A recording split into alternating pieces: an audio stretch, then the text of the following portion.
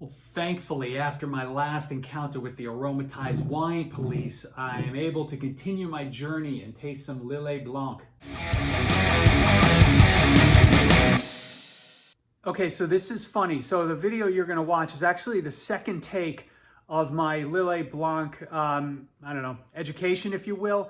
I recorded this within 3 days of recording that first episode that I posted about a week ago, and had no idea that I had recorded this twice. You know, if you watch the first one, you won't get too much out of this, so there are some nuances, and at least I'm consistent between the two, but enjoy anyway. Welcome back to Drinking It In. I am your host, Chris Casara. We are here to help you know more and drink better, and today we're continuing our aromatized wine journey with some Lillet Blanc. It's one of the most famous aromatized wines from France, made famous as the part of the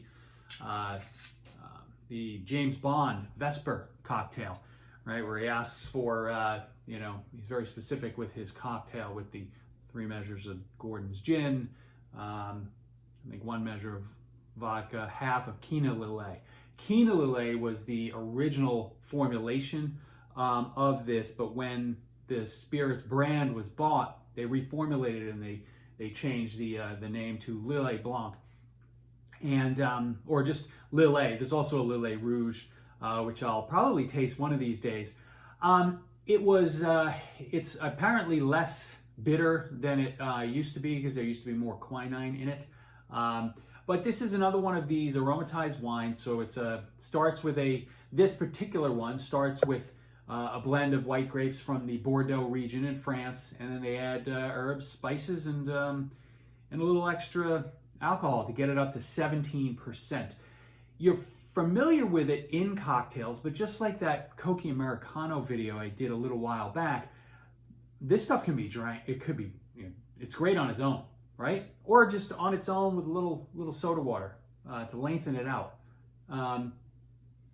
So this guy, when the Coke Americano is much sharper, a little more, I don't want to say aggressive, but less fruity on the nose.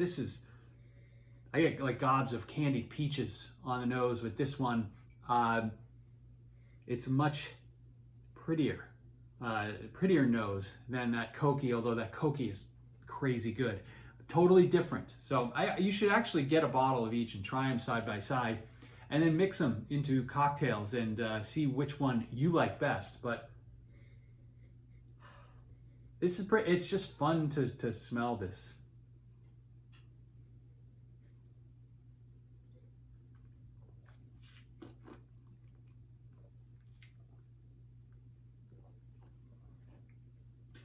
This almost comes in not so much with a menthol taste, but I find when I drink this, I always get a little bit of a sensation up my nose, as if I've just had maybe like a little wasabi, or you just smelled something mentholy, but it's not menthol on the palate, so it's pretty wild.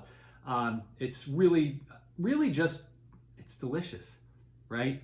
Peaches, you gotta like peaches. Not quite the candied peach, not quite the peaches in the syrup like in the old Del Monte cans, but peaches with there's some sugar in there. There's a touch of bitterness that's lingering, right?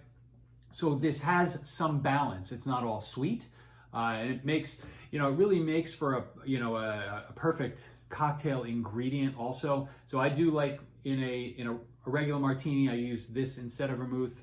I'll use vermouth sometimes, I'll use the Coke Americano sometimes, but I like to mix it up. You get a little bit of more of a sensation, more sweetness with this one, vermouth being middle of the road, Coke being a little more sharp and lively. I think you should give it a try, get out there, try some of this. I guess this is considered a French aperitif wine.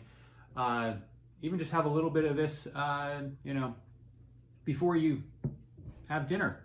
Have it with a little bit of a little cheese, a little charcuterie.